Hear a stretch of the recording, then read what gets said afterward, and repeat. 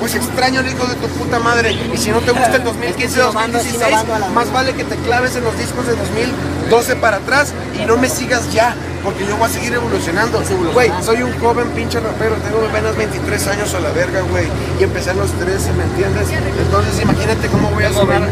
Imagínate cómo voy a sonar a los 30 si cada año voy evolucionando mi música. Si les gusta, ¿no? Y si no, como quiera.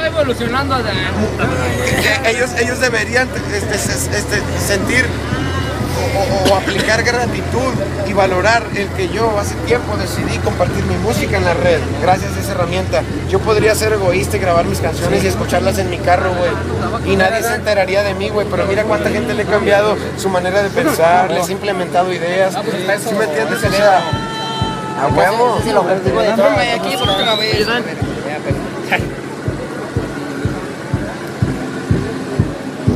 Ahí las letras blancas. A mí mi espalda.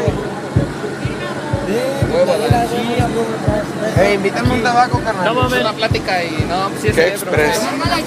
Chalán, eres una mamada, cabrón. Sí, verdad, es una firma. ¿Qué le pongo? Es el último momento, lo rolamos todo, ¿no? Mascarita o chola. Cámara, entonces. Mascarita o chola. Cámara, carnal. Chola. Nada más que hola.